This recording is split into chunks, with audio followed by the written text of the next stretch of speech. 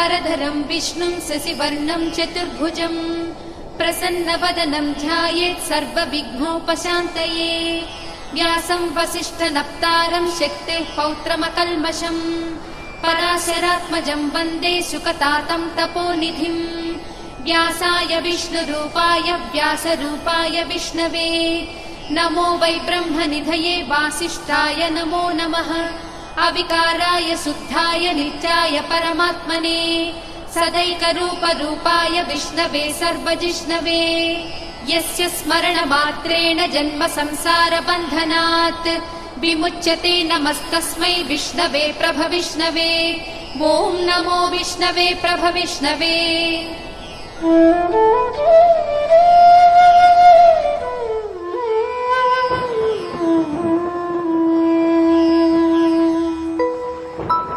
श्रीवैशम्पायन उवाच श्रुत्वा धर्मानशेषेण पावनानि च सर्वशः युधिष्ठिरश्शान्तनवं पुनरेवाभ्यभाषत। युधिष्ठिर उवाच किमेकं दैवतं लोके किं वाप्येकं परायणम् स्तुवन्तः कमर्चन्तः प्राप्नुयुर्मानवाः शुभम्। को धर्मः सर्वधर्माणां भवतः परमो मतः किं जपन्मुच्यते जन्तुर्जन्म संसारबन्धनात्। श्रीभीष्म उवाच जगत्प्रभुं देवदेवमनन्तं पुरुषोत्तमम् स्तुवन्नाम सहस्रेण पुरुषः सततोत्थितः तमेव चार्चयन् नित्यं भक्त्या पुरुषमव्ययम्।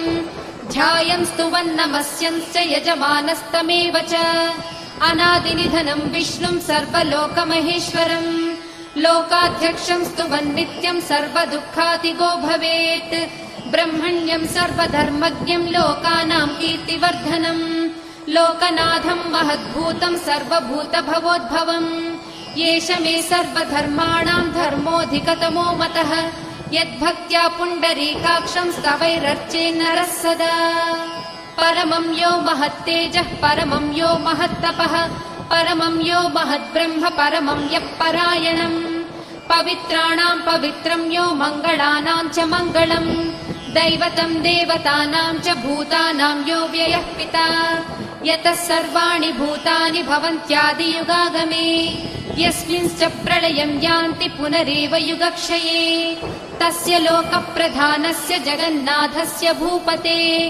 विष्णोर्नाम सहस्रं मे शृणु पापभयापहम्। यानि नामानि गौणानि विख्यातानि महात्मनः ऋषिभिः परिगीतानि तानि वक्ष्यामि भूतये। ऋषिर्नाम्नां सहस्रस्य वेदव्यासो महामुनिः छन्दोऽनुष्टुप् तथा देवो भगवान् देवकीसुतः। अमृतांशोद्भवो बीजं शक्तिर्देवकी नन्दनः त्रिसामा हृदयं तस्य शान्त्यर्थे विनियुज्यते। विष्णुं जिष्णुं महाविष्णुं प्रभविष्णुं महेश्वरम् अनेकरूपदैत्यान्तं नमामि पुरुषोत्तमम्।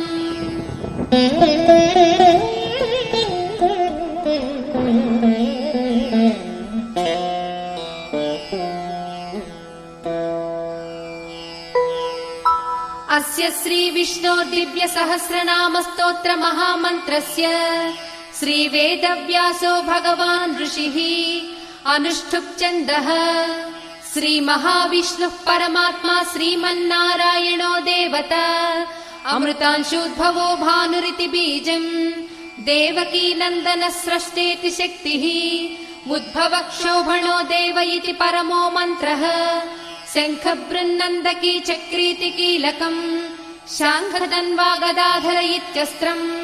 रदाङ्गपाणिरक्षोभ्य इति नेत्रम् त्रिसामा सामगः सामेति कवचम् आनन्दम् परब्रह्मेति योनिः ऋतुः सुदर्शनः काल इति दिग्बन्धः श्रीविश्वरूप इति ध्यानम् श्रीमहाविष्णुप्रीत्यर्थे सहस्रनाम जपे विनियोगः।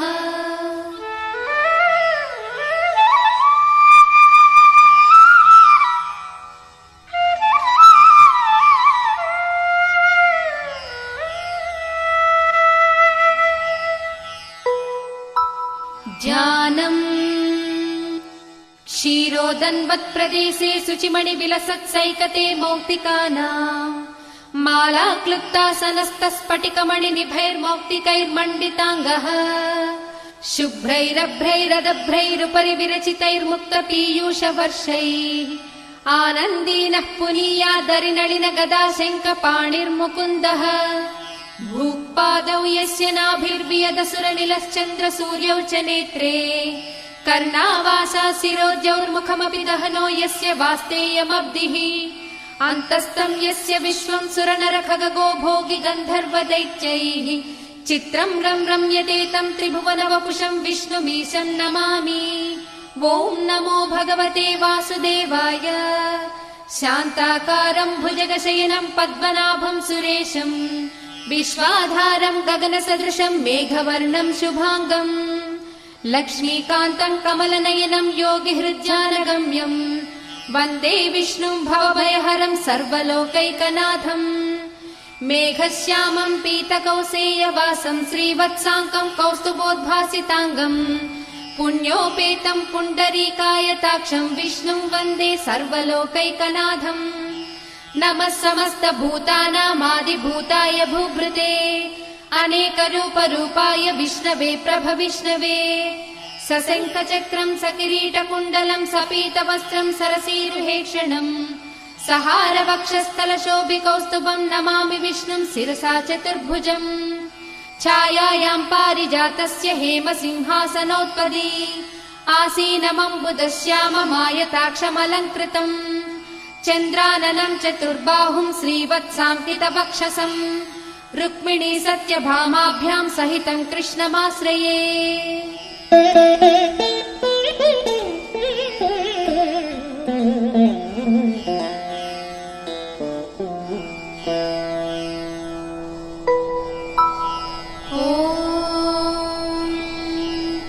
विश्वं विष्णुर्वशक्कारो भूतभव्य भवत्प्रभुः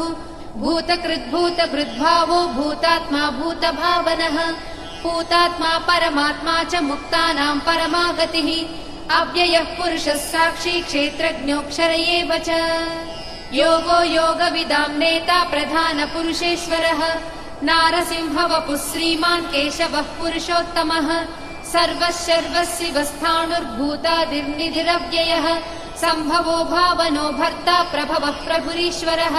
स्वयंभूः शम्भुरादित्यः पुष्कराक्षो महास्वनः अनादिनिधनो धाता विधाता धातुरुत्तमः अप्रमेयो हृषीकेशः पद्मनाभोऽमरप्रभुः विश्वकर्मा मनुस्त्वष्टा सविष्ठस्थविरो ध्रुवः अग्राह्यः शाश्वतः कृष्णो लोहिताक्षः प्रतर्दनः प्रभूतस्त्रिककुब्धाम पवित्रं मङ्गलं परम् ईशानः प्राणदः प्राणो ज्येष्ठः श्रेष्ठः प्रजापतिः हिरण्यगर्भो भूगर्भो माधवो मधुसूदनः ईश्वरो विक्रमी धन्वी मेधावी विक्रमः क्रमः अनुत्तमो धुरादर्शः कृतज्ञः कृतिरात्मवान् सुरेशः शरणं शर्म विश्वरेताः प्रजाभवः अहः संवत्सरो व्याळः प्रत्ययः सर्वदर्शनः अजः सर्वेश्वरः सिद्धः सिद्धिः सर्वादिरच्युतः वृषा कपिरमेयात्मा सर्वयोगविनिसृतः वसुर्वसुमना सत्यः समात्मा संमितः समः अमोघ पुण्डरीकाक्षो वृषकर्मा वृषाकृतिः रुद्रो बहुशिरा बभ्रुर्विश्वयोनिः शुचिश्रवाः अमृतः शाश्वतस्थाणुर्वरारोहो महातपाः सर्वगः सर्वविद्वानुर्विश्वक्सेनो जनार्दनः वेदो वेदविदव्यङ्गो वेदाङ्गो वेदवित्कविः लोकाध्यक्षः सुराध्यक्षो धर्माध्यक्षः कृताकृतः चतुरात्मा चतुर्व्यूहश्चतुर्दंष्टश्चतुर्भुजः भ्राजिष्णुर्भोजनं भोक्ता सहिष्णुर्जगदादिजः अनघो विजयो जेता विश्वयोनिः पुनर्वसुः उपेन्द्रो वामनः प्रांशुरमोघः सुचिरूर्जितः अतीन्द्रः सङ्ग्रहः सर्गो धृतात्मा नियमो यमः वेद्यो वैद्यः सदा योगी वीरः माधवो मधुः अतीन्द्रियो महामायो महोत्साहो महाबलः महाबुद्धिर्महावीर्यो महाशक्तिर्महाद्युतिः अनिर्देश्य वपुः श्रीमानमेयात्मा महाधृधृत् महेश्वासो महीभक्ता श्रीनिवासः सताङ्गतिः अनिरुद्धः सुरानन्दो गोविन्दो गोविदापतिः मरीचिर्दमनोहंसः सुपर्णो भुजगोत्तमः हिरण्यनाभः सुतपाः पद्मनाभः प्रजापतिः अमृत्युः सर्वदृक्सिंहः सन्धाता सन्धिमान् स्थिरः अजो दुर्मर्षणः शास्ता विसृतात्मा सुरारिः गुरुर्गुरुतमो धामः सत्यः सत्यपराक्रमः निमिषो निमिषस्रग्वी वाचस्पतिरुदारधीः अग्रणीर्रामणि श्रीमान् न्यायो नेता समीरणः सहस्रमूर्धा विश्वात्मा सहस्राक्षः सहस्रपात् आवर्तनो निवृत्तात्मा संवृतः सम्प्रमर्दनः अहः संवर्तको वह्निरनिलो धरणीधरः सुप्रसादः प्रसन्नात्मा विश्वभृग्विभुः सत्कर्ता सत्कृतः साधुर्जह्नुर्नारायणो नरः असंख्येयो प्रमेयात्मा विशिष्टः शिष्टकृच्छुचिः सिद्धार्थः सिद्धसङ्कल्पः सिद्धिदः सिद्धिसाधनः वृषाही वृषभो विष्णुर्वृषपर्वा वृषोदरः वर्धनो वर्धमानश्च विविक्तः श्रुतिसागरः सुभुजो दुर्धरो वाग्मी महेन्द्रो वसुदो वसुः नैकरूपो बृहद्रूपः श्रीविष्टः प्रकाशनः ओजस्तेजो ज्युतिधरः प्रकाशात्मा प्रतापनः रुद्धस्पष्टाक्षरो मन्त्रश्चन्द्रांशुर्भास्करज्युतिः अमृतांशूद्भवो भानुश्च स बिन्दुः सुरेश्वरः औषधम् जगतः सेतुः सत्यधर्मपराक्रमः भूतभव्यभवन्नाथः पवनः पावनो नलः कामः कामकृत्कान्तः कामः कामप्रदः प्रभुः युगाधिकृत्युगावर्तो नैकमायो महाशनः अदृश्यो व्यक्तरूपश्च सहस्रजिदनन्तजित् इष्टो विशिष्टः शिष्टेष्टः शिखण्डी नहुषो वृषः क्रोधः क्रोधकृत्कर्ता विश्वबाहुर्महीधरः अच्युतः प्रदितः प्राणः प्राणदो वासवानुजः अपां निधिरधिष्ठानमप्रमत्तः प्रतिष्ठितः स्कन्दः स्कन्दधरो दुर्यो वरदो वायुवाहनः वासुदेवो बृहद्भानुरादिदेवः पुरन्दरः अशोकस्तारणस्तारः शूरः शौरिर्जनेश्वरः अनुकूलस्य तावर्तः पद्मे पद्मनिभेक्षणः पद्मनाभोरविन्दाक्षः पद्मगर्भः शरीरभृत् महर्धिर्रुद्धो वृद्धात्मा महाक्षो गरुडध्वजः अतुलः शरभो भीमः समयज्ञो हविर्हरिः सर्वलक्षणलक्षण्यो लक्ष्मीवान् समितिञ्जयः विक्षरो रोहितो मार्गो हेतुर्दामोदरः सहः महीधरो महाभागो वेगवानमिताशनः उद्भवः क्षोभणो देवः श्रीगर्भः परमेश्वरः करणं कारणं कर्ता विकर्ता गहनो गुहः व्यवसायो व्यवस्थानः संस्थानस्थानदो ध्रुवः परर्धिः परमस्पष्टः तुष्टः पुष्टः सुभेक्षणः रामो विरामो विरजो मार्गो नेयो नयो नयः वीरः शक्तिमतां श्रेष्ठो धर्मो धर्मविदुत्तमः वैकुण्ठः पुरुषः प्राणः प्राणदः प्रणवः पृथुः हिरण्यगर्भः शत्रुघ्नो व्याप्तो वायुरथोक्षजः ऋतुः सुदर्शनः कालः परमेष्टि परिग्रहः उग्रः संवत्सरो दक्षो विश्रामो विश्वदक्षिणः विस्तारस्थावरस्थाणुः प्रमाणं बीजमव्ययम् अर्धोऽनर्धो महाकोशो महाभोगो महाधनः अनिर्विण्णस्थविष्टो भूर्धर्मयूपो महामखः नक्षत्रनेमिर्नक्षत्री क्षमः क्षामः समीहनः यज्ञयुज्यो महेज्यश्च क्रतुः सत्रं सदाङ्गतिः सर्वदर्शी विमुक्तात्मा सर्वज्ञो ज्ञानमुत्तमम् सुव्रतः सुमुखः सूक्ष्मः सुघोषः सुखदः सुहृत् मनोहरो जितक्रोधो वीरबाहुर्विदारणः स्वापनः स्ववशो व्यापी नैकात्मा नैककर्मकृत् वत्सरो वत्सलो वत्सी रत्नगर्भो धनेश्वरः धर्मकृद्धर्मी सदसक्षरमक्षरम् अविज्ञाता सहस्रांशुर्विधाता कृतलक्षणः गभस्तिनेमिः सत्त्वस्था सिंहो भूतमहेश्वरः आदिदेवो महादेवो देवेशो देवभृद्गुरुः उत्तरो गोपतिर्गोप्ता ज्ञानगम्यः पुरातनः शरीरभूतभृद्भोक्ता कपीन्द्रो भूरि दक्षिणः सोमपोऽमृतपः सोमः पुरुजित्पुरुषत्तमः विनयोजयः सत्यसन्धो दासार्हः सात्वतां पतिः जीवो विनयिता साक्षी मुकुन्दो मितविक्रमः अम्भोनिधिरनन्तात्मा महोदतिशयोऽन्तकः अजो महार्हः स्वाभाव्यो जितामित्रः प्रमोदनः आनन्दो नन्दनो नन्दः सत्यधर्मा त्रिविक्रमः महर्षिः कपिलाचार्यः कृतज्ञो मेदिनीपतिः त्रिपदस्त्रिदशाध्यक्षो महाशृङ्गकृतान्तकृत्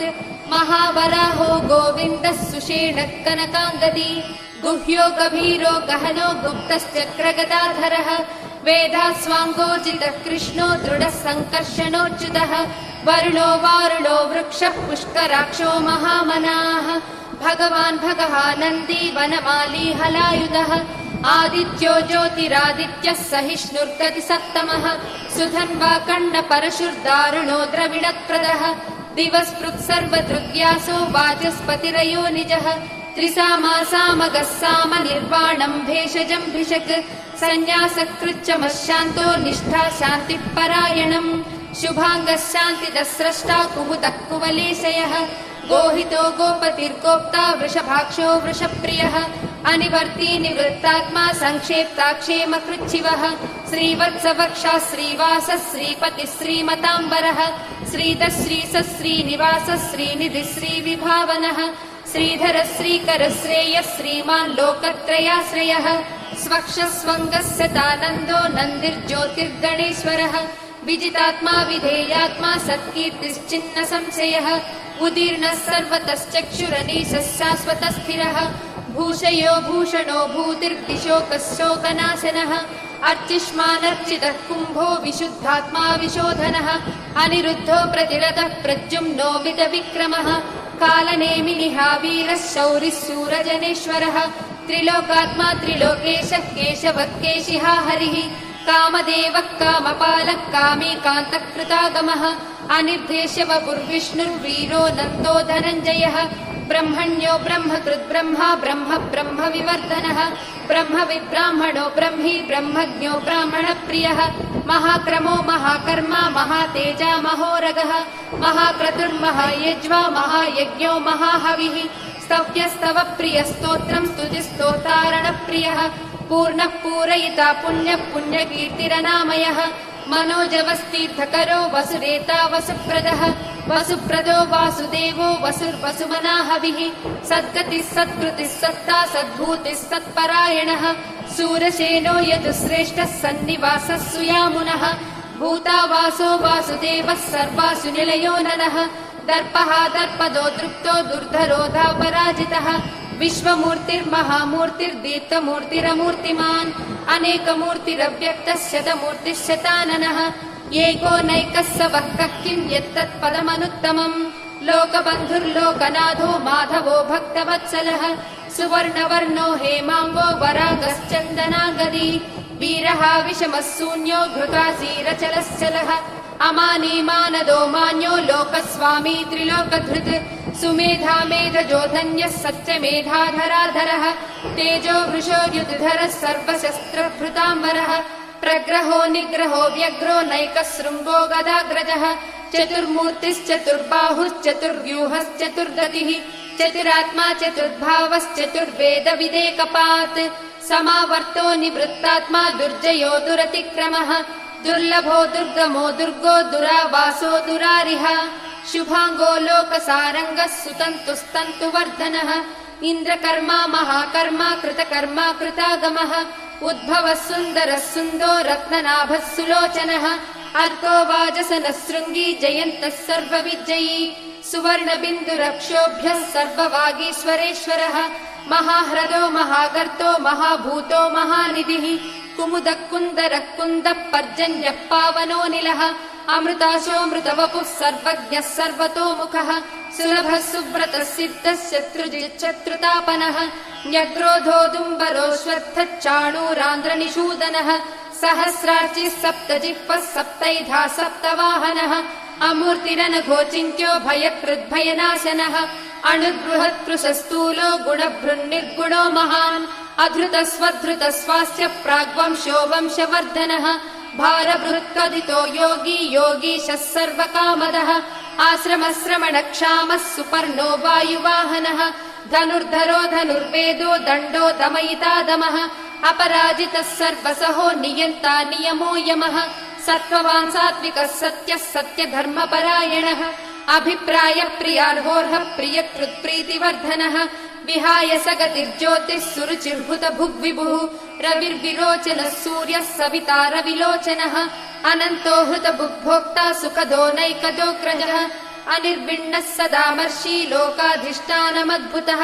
सनातनतमः कपिलः कपिरव्ययः स्वस्तिदः स्वस्तिकृत् स्वस्ति स्वस्ति भुक् स्वस्ति दक्षिणः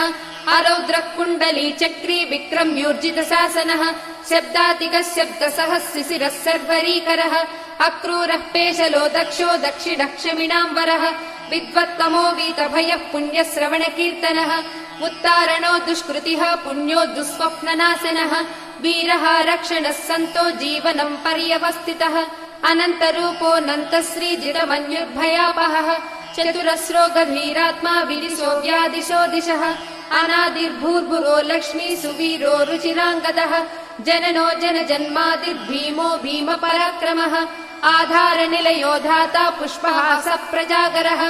ऊर्ध्वगः सत्पथाचारः प्राणदः प्रणवः प्रमाणम् प्राणनिलयः प्राणभृत् प्राणजीवनः तत्त्वम् तत्त्वविदेकात्मा जन्म मृत्युजरातिगः भूर्भुवः स्वस्तरुस्तारः सविता प्रपितामहः यज्ञो यज्ञपतिर्वज्या यज्ञाङ्गो यज्ञवाहनः यज्ञभृद्यज्ञकृत्यग्नी यज्ञभुग्यज्ञसाधनः यज्ञान्तकृद्यज्ञगुह्यमन्नमन्नादयेव च आत्मयोनिस्वयम् जातो वैखानः सामगायनः देवकीनन्दनः स्रष्टा क्षितीशः पापनाशनः शङ्खबृन्नन्दकी चक्री शाङ्खधन्वा गदाधरः रथाङ्गपाणिरक्षोभ्यः सर्वप्रहरणायुधः श्रीसर्वप्रहरणायुधवो नम इति वनमाली गदीशाङ्गी शङ्की चक्री च नन्दकी श्रीमन्नारायणो विष्णुर्वासुदेवोऽभिरक्षतु वनमाली गदीशाङ्गी शङ्खी चक्री च नन्दकी श्रीमन्नारायणो विष्णुर्वासुदेवोऽभिरक्षतु श्रीवासुदेवोऽभिरक्षत्वो नम इति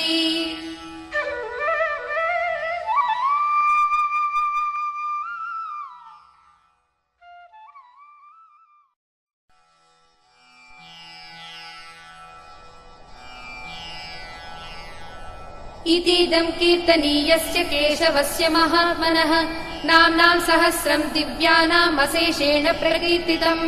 य इदम् शृणुयात् नित्यम् यश्चापि परिकीर्तयेत् नाशुभम् प्राप्नुयात् किञ्चित् सोमुत्रेह च मानवः वेदान्तको ब्राह्मणः स्यात् क्षत्रियो विजयी भवेत् वैश्यो धनसमृद्धः स्यात् शूद्रः सुखमवाप्नुयात् धर्मार्थी प्राप्नुयात् धर्मम् अर्थार्थी चार्थमाप्नुयात् कामानवाप्नुयात् कामी प्रजार्थी चाप्नुयात् प्रजाम् भक्तिमान् यः सदोत्थाय शुचिस्तद्गतमानसः सहस्रम् वासुदेवस्य नाम्नामेतत् प्रकीर्तयेत् यशः प्राप्नोति विपुलम् याति प्राधान्यमेव च अचलाम् श्रियमाप्नोति श्रेयः प्राप्नोत्यनुत्तमम्